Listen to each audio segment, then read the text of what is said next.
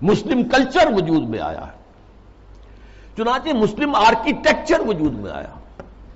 یہ مورش آرکیٹیکچر جو ہے دنیا میں مشہور ہوا، اسپین کے اندر خاص طور پر مکان بنانے کا ایک خاص انداز، زنان خانہ علیحدہ ہے، مردانہ علیحدہ ہے، پہلے مردانہ ہے، پھر اس کے بعد ڈیوری آئے گی اور زنانہ جو ہے وہ حصہ شروع ہوگا، باہر سے جو آئے گا وہ یہاں بیٹھے گا، مردانے میں قیام کرے گا، زنان خانے کے اندر جو ہے وہ تو صرف محرم جائیں گے اور کوئی نہیں جا سکتا۔ اس تہذیب کی بنیاد وہ جو اسلامی تہذیب تھی اس پر، اسی پر آرٹ مسلمانوں کا قائم ہوا۔ خطاطی دنیا میں بہت بڑا آرٹ بن گیا، بہت بڑا آرٹ، ہاتھ سے منہ قلم سے جو آرٹ پیدا کیا وہ خطاطی کی شکل میں آیا، یا عام بظاہر فطرت کی نقاشی۔ تو یہ ہے جو میری بات ہے وہ سمجھ لیجئے کہ تہذیب میں فرق نہیں آیا، آئلی نظام میں فرق نہیں آیا، معاشرتی اقدار میں فرق نہیں آیا، چاہے سیاسی اور معاشی اعتبار سے دجالیت جو ہے مختلف ادوار سے گزر کر آ گئی۔ اب ظاہر بات ہے کہ دجالیت کا آخری حملہ جو ہے وہ اس تہذیب پر ہے۔ چادر اور چار دیواری کا جو حصار ہے، قلعہ ہے، اس کو توڑ دو، منہدم کر دو، مخلوط معاشرت قائم کرو، بے پردگی، عریانی، فحاشی اور مخلوط معاشرت جو ہے اس کو عام کرو، فروغ دو، پھیلاؤ۔ آزاد شہوت رانی اس کو فروغ دو، جس کے نتیجے میں شادی کا مقدس جو ایک بندھن ہے اس کی حیثیت ختم ہو جائے۔ جیسا کہ آپ کو معلوم ہے ویسٹ میں اب یہ شادی بیاہ جو ہے وہ تقریباً یعنی یوں سمجھیے کہ مفقود ہونے والی بات ہے۔ وی آر لیونگ ٹوگیدر، مرد اور عورت ساتھ ہم رہ رہے ہیں لیکن ہم شادی شدہ نہیں ہیں، وی آر ناٹ میریڈ، اولاد ہو رہی ہے۔ بش نے کئی دفعہ واعظ کہا ہے شادی کرو شادی کرو شادی کرو، کیوں کہہ رہا ہے؟ اس لیے کہ وہاں تو شادی کوئی کرتا ہی نہیں۔ آئلی قوانین ایسے غیر فطری ہیں کہ کوئی مرد اس کو گوارا نہیں کرتا کہ وہ شادی کے بندھن میں بندھے اور قانونی طور پر اتنی زد میں آ جائے ان قوانین کے۔ وی آر لیونگ ٹوگیدر، بات ہو گیا، علیحدہ ہو گئے، سیپریٹ ہو گئے، تو اس سے کوئی کسی کو قانونی ذمہ داری نہیں ہے مرد کے اوپر۔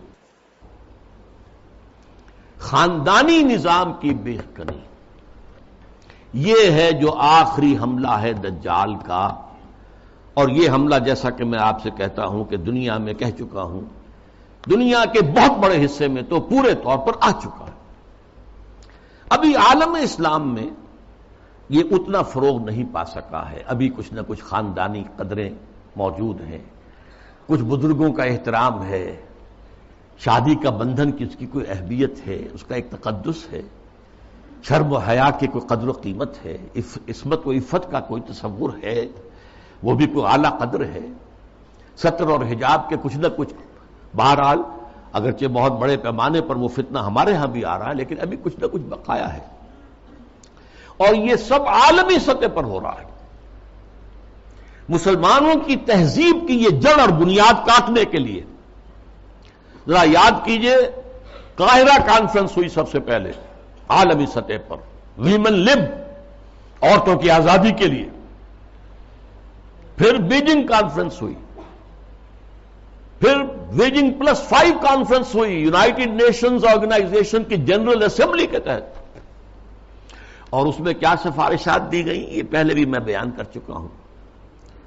نمبر 1، ہومو سیکسولیٹی کو کوئی عیب نہ سمجھا جائے، یہ بھی انسان کا ایک طبعی تقاضا ہے، مرد مرد سے، عورت عورت سے شہوت رانی کرے، یہاں تک کہ مرد اور مرد کی شادی اور عورت کی شادی، ایک مرد جو ہے وہ شوہر ہے، دوسرا مرد بیوی ہے، ایک عورت شوہر کے درجے میں ہے، دوسری عورت بیوی کے درجے۔ اسی طریقے سے یہ جو تم کہتے ہو عصمت فروش عورتوں کو پروسٹیچیوٹس، یہ بڑا گندا لفظ استعمال کرتے ہیں، ان کو اس کو بھی اس کا احترام ہونا چاہیے، وہ بھی ایک پیشہ ہے، ایک محنت ہے، لہذا انہیں کہو سیکس ورکرز، محنت کش، جنس کی بنیاد پر محنت کرنے والیاں۔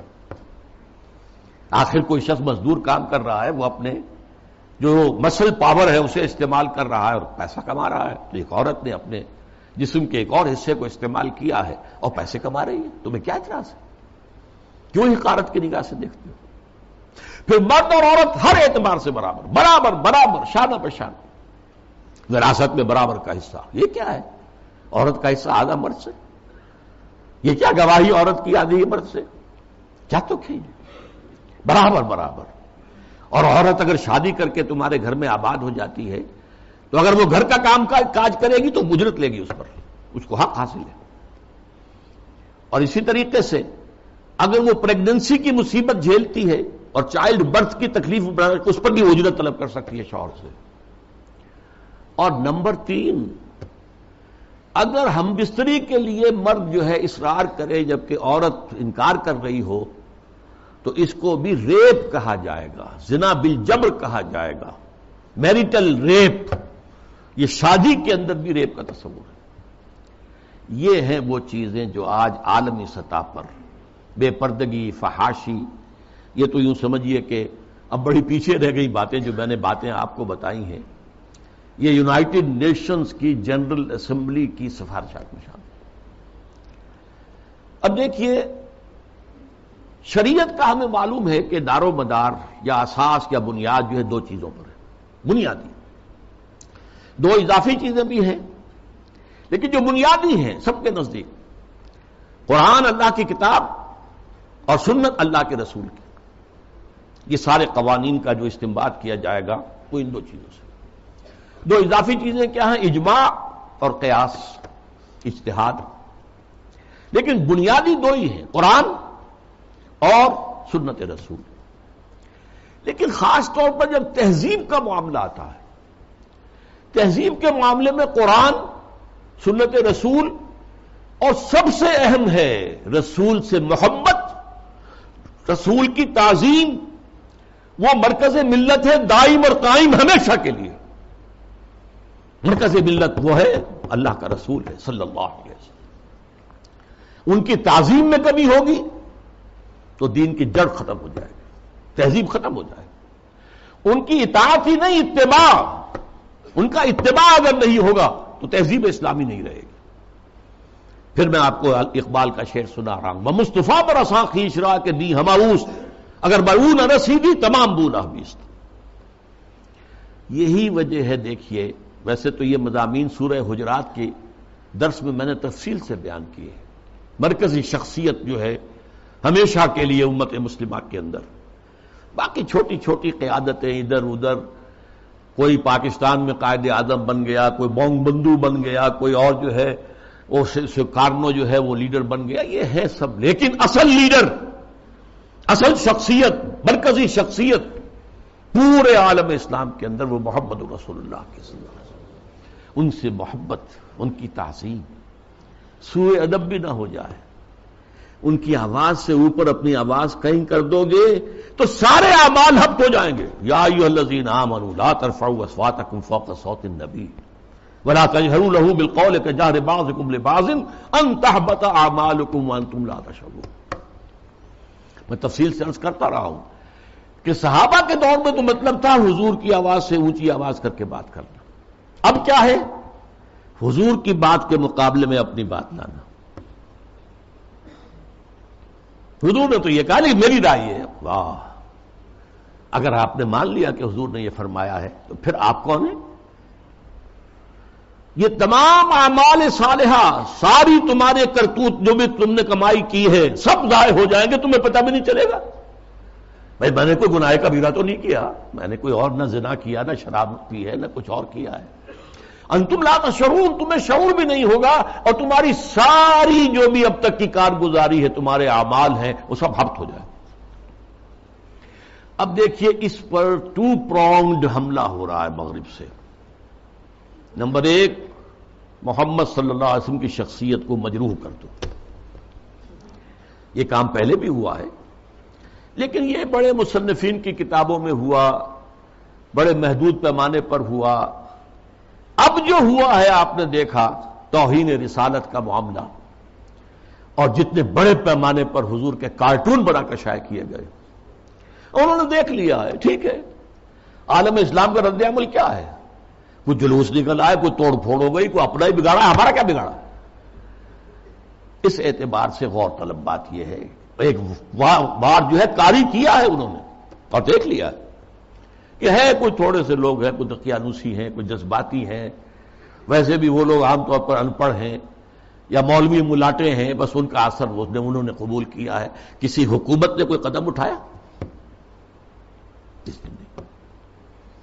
حضور کی شخصیت کو بس کر اس کا ایک بہت بڑا مظاہرہ یورپ کے کتنے اخبارات نے وہ شائع کر دی اور کسی طرح سے کوئی معذرت نہیں۔ اور دوسرا معاملہ یہی ہے کہ حدیث کا استخفاف کرو اور سنت رسول جو ہے وہ اس کی حجیت کو ختم کر دو۔ اب دیکھیے اس پر جو ہے تفریق بین اللہ والرسل، اس کی پشت پر پورا عالم مغرب ہے، یہودی بھی، عیسائی بھی، اور سب سے بڑھ کر عالمی میڈیا، اس سے بھی بڑھ کر civil supreme power on earth the United States of America, وہ اس کی پشت پر ارب ارب ڈالر خرچ کیے جا رہے ہیں این جی اوز پر، اور ان این جی اوز کا کام کیا ہے؟ مسلم تہذیب کی بیخ کا نہیں۔ یہ جو ہنٹنگٹن نے کہا ہے کہ یہ ذرا لوہے کا چنا ہے، اس کو چبانے کے لیے ذرا لوہے والے دانت ہی چاہیے، ان الحدید بالحدید یفلح، لوہے کو تو لوہا ہی کاٹ سکتا ہے۔